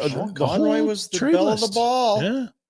Wait till he heads to an old draft with Jacob Markstrom on the block all the time. 2 firsts. Just nonstop. Gosh, my battery, I just charged it. It's already down. I get an alert. Just nonstop. You need a little corded phone. Even guys that you could tell they're not making trades. It's like they're just making calls to just bugging say they've been making calls. So that happens at that level too. People just trying to look busy, walking around the office with handfuls of paper. And I'm very busy. I'm sorry. Oh, I'm just on the phone with the general manager. Sorry. Yeah. Candy Crush. Let's do the Betway bets of the day. The final day of the season. Betway, you can get a free bet up to $200 if your first bet loses. Create a new account with Betway, then scan that QR code that's on your screen. Redeem your bonus. Place a bet. If it loses, you will get a refund of up to $200. Now, no minimum amount required for that bet, but they'll refund you up to $200. Love it. Use that to bet on your favorite sports. This offer only available outside of Ontario. Go get it. Get that QR code. Tonight, come on, Weegs. Look at this. They're going to be trying. It's tougher, I think, when you're a D-man, but maybe if there's an empty net situation, they're going to want Uyghur to get 20. Anytime goal for Uyghur, plus 275. Vegas, they want to win. Barbashev, he's got 19 goals. Oh, make it 20. Why not get 20? Plus 240 for a Barbashev anytime goal for the Golden Knights for my bets. I'm also going to focus on an anytime goal. It's Tomas Hertl, who's been, he's got 4 points in 5 games. He's only been back for that amount of time with Vegas, just hitting stride. And they've got the Ducks, which is probably as good as it gets in terms of, playing a team that isn't too keen on defending. I mean, the Flames do have the Sharks tonight, but I'm on the Hertl. Anytime goal, plus 200. I also like him over 2.5 shots. That's plus money. We're going to dance on that. If you are curious, Nazem Kadri to hit 30, plus 140. And No Blake Coleman odds because he hasn't been playing. I'm guessing. Yeah, I think they need to know that he's in, and I have not seen that. But we've also been doing a show for 2 hours. If you are curious, because we've gone ahead and cursed him, Henrik Zetterlund, his number is +200. I don't think we cursed him. I think we said he was a good player. He's leading them in goals. Just guys we mentioned. That's what happens. So if he scores, no matter what we do, it's just if their name comes up on the show. Kind of feels that way. Yeah, you don't have to call him a lobotomy. Yeah, it helps. That's fair. No, that felt like a shot.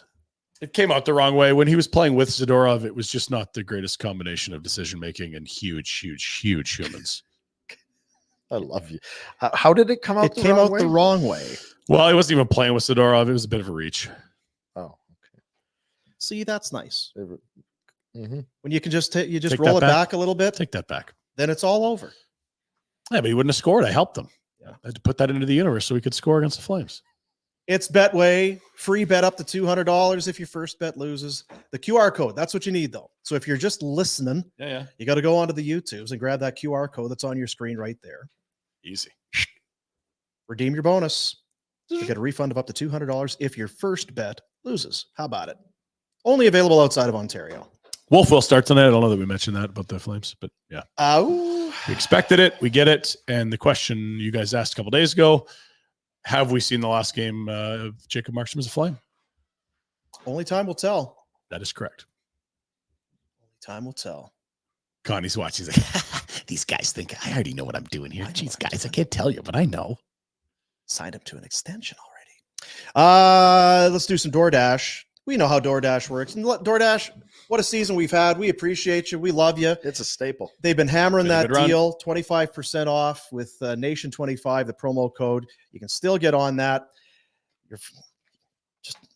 What do you want? Where do you want it from? When do you want it?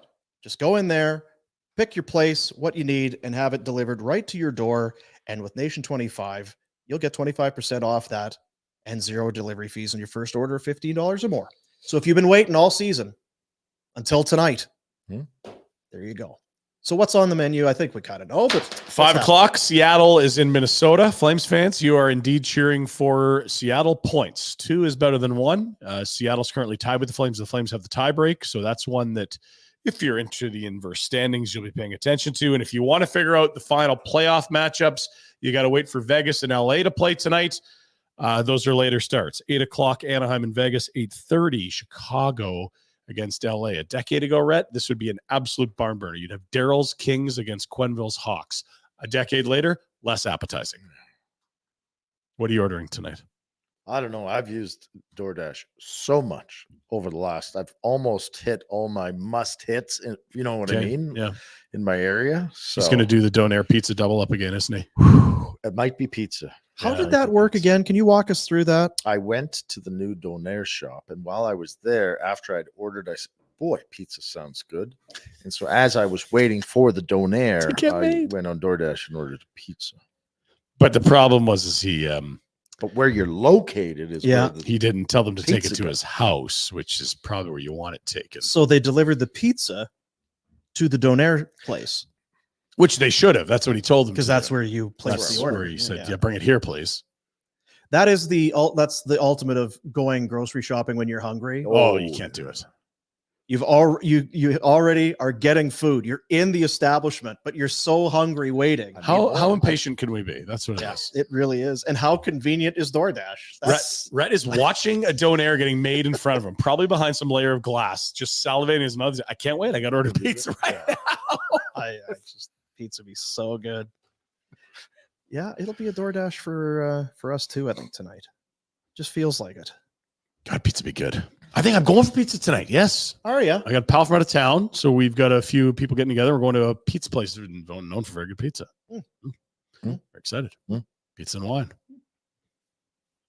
Have a good time. Dash that for the win with DoorDash. Jack, what are you doing tonight? What's happening in your world? I'll be watching this exciting game. Yeah. And then working, yeah. He sounds You did some work in here. Yeah, you like that setup better?